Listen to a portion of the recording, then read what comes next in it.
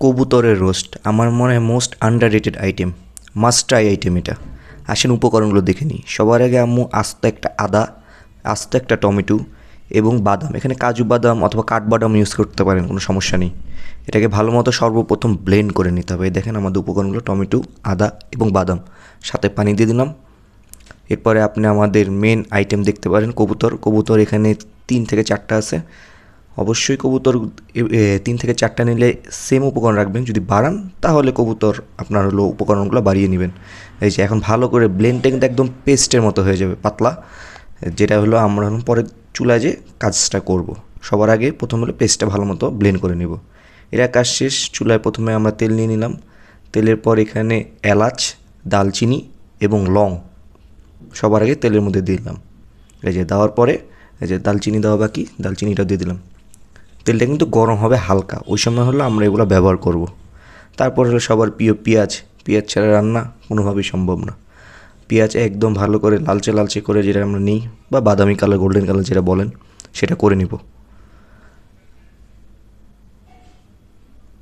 এই যে আপনারা দেখেন আমাদের পেঁয়াজ হলো লালচে কালার হয়ে আসছে। এখানে আমরা রসুন বাটা দিব, কোনো আদা বাটা না কিন্তু, শুধু রসুন বাটা দিব। এই যে রসুন বাটা দিয়ে নিলাম। এরপরে আমাদের সবচেয়ে মেন আইটেম যেটা শুরুতে করলাম, আমাদের পেস্টটা, এই যে পেস্টটা এখানে ব্যবহার করে নিলাম। পেস্টটা হলো চলে গেছে। তারপর হলো ভালো মতো কষাবো আর কি এটাকে। এই যে আম্মু একটু পানি ব্যবহার করলো ব্লেন্ডারে, যাতে পুরো যে পেস্টটা আছে পুরাটা এখানে এসে পড়ে, দিয়ে দিলাম। তারপর হলো আমাদের সবার প্রিয় ঝাল দিতে হবে, যার কারণে হলো আমাদের শুকনো মরিচ গুঁড়া চলে গেল। দেখেন কালারটাই কিন্তু অন্য মতো হয়ে গেছে। এরপরে হলো ম্যাগি মশলা। এখানে 2টা মশলা আমরা ইউজ করছি, 5 টাকার ম্যাগি মশলাও এবং হলো রাঁধুনি 5 মিশালি মশলা, এটাও 5 টাকায়, মানে ওই ম্যাগি মশলারই কপি, কিন্তু 2টা ব্যবহার করছি কেন, এটা ব্যবহারের পর ঠিকই বুঝবেন, কারণ টেস্টে অন্য মতো আসবে। এটা আম্মুর রেসিপি, আগে বুঝিনি, প্রথম দিকে আম্মুরে বলতে 2টাই কেন, পরে বললো খাওয়ার পরে বুঝবি। আসলে খাওয়ার পর টেস্টটা অসাধারণ ছিল। এরপর ভালো মতো করে নিতেছি আমরা।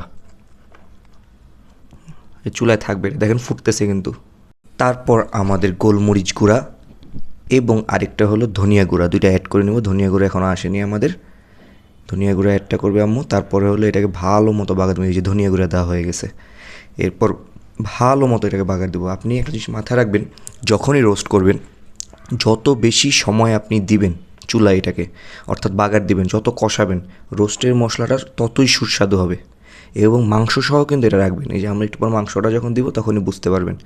যেহেতু কবুতরের গোস্তটা আমরা ছোটো ছোটো কাটিনি, কাটলে কবুতরের গোস্তটা দেখা যাবে না, গোস্তটা আমরা আস্তেই রাখি, তাহলে দেখতেও ভালো লাগবে, খেতেও ভালো লাগবে। এই যে এসে পড়লো আমাদের মেইন আইটেম কবুতর। এই যে একটা, 2টা, এবং আম্মু আরেকটা দিবে হয়তো এখানে। জি একদম 3টা নিয়ে ভালো মতো রান্না করবেন, একদম ভালো মতো গ্রেভিটার সাথে মিক্স করে নেবেন। একদম 2 ভাই, এরা 2 ভাই, 2জনকে ছাড়তেই পারবে না আগামী কিছুক্ষণ। এরপরে হলো এখানে হলো যে কবুতরের গিলা কলিজি, এটাও আমরা পাশে দিয়ে দিই। এগুলো তো সুন্দর করে রান্না করে খেলে ভালো হয়। বেশিরভাগ তো ভাত দিয়েই খায়, ভাত দিয়ে খেলে হলো অসাধারণ লাগবে। এরপর হলো চুলায় হলো আপনার সময় দিতে হবে ভালো করে, এটাকে একদম মিক্স করবেন। যতক্ষণ চুলায় থাকবে রোস্টটা কিন্তু অত বেশি ভালো হবে। সময় দেবেন। এই দেখেন আমরা ফাস্ট ফরওয়ার্ড করে দিই, কারণ বেশ সময় আমরা চুলায় ব্যয় করি। চুলার মধ্যে যত ব্যয় করবেন গোশতটা নরম হবে, গোশের স্বাদ বাড়বে, এবং যে মশলাগুলো আছে সেগুলো কিন্তু গোস্তের ভিতরে ভালো মতো অ্যাড হয়ে যাবে। এই যে এখন আপনি বলতেন এটা কি, এটা হলো গুঁড়া দুধ। গুঁড়ার দুধ আপনি কেন ব্যবহার করবেন, একটা ক্রিমি ফ্লেভার আসবে আপনার রোস্টের মধ্যে। এটা কিন্তু সামান্য পরিমাণ ব্যবহার করবেন। আপনারা যে কোনো দুধ ব্যবহার করতে পারেন, কিন্তু যেগুলো ক্রিম বেশি, যেমন ডিপ্লোমা, মার্কস, এগুলো যদি একটু ব্যবহার করেন ভালো, কারণ হলো আপনার ক্রিমিনেসটা বেশি আসবে। এই দেখেন যেহেতু আমরা ঘরে একটু ঝাল বেশি খাই, আপনারা জানেন, যার কারণে আমরা হলাম আরেক ফালিয়ে দিই, 2 থেকে 3টা হলো কাঁচামরিচ দিয়ে দিই। যদি আপনাদের ঝাল পছন্দ হয় তাহলে আগের সিস্টেমে রাখবেন। এরপর হলো একটু পানি অ্যাড করে দিলাম। এটা কিন্তু একদম ঢেকে দিব, চুলায় থাকবে লং টার্ম। কারণ হলো চুলার মধ্যে আপনাকে বললাম, এই দেখেন ফুটা শুরু হয়ে গেছে, একদম ভালো করে মিক্স। আপনার দেখেন দুধটা দেওয়ার কারণে কিন্তু কালারটা আবার চেঞ্জ হয়ে গেছে, একটু ক্রিমিনেস আসবে যতক্ষণ চুলা থাকবে। এই যে আমরা ঢেকে দিলাম, 10-15 মিনিট পর আবার আসবে, আবার নাড়াচাড়া দেবো, আবার দরকার হলে কিছুক্ষণ রাখতে পারেন। কিন্তু আমরা 2বার নাড়াচাড়া দেওয়ার পর এই যে এসে পড়ছি, দেখেন ইয়েটা কিন্তু শুকায় আসছে, অর্থাৎ হলো আপনার গ্রেভিটা কিন্তু মাংসের ভিতরে অলরেডি অ্যাড হয়ে গেছে। এটা পুরোপুরি উপভোগ করার জন্য রেডি। আপনারা এটা খাবেন, জানাবেন আমাদের। ইনশাল্লাহ আবার দেখা হবে। সবাইকে আসসালামু আলাইকুম।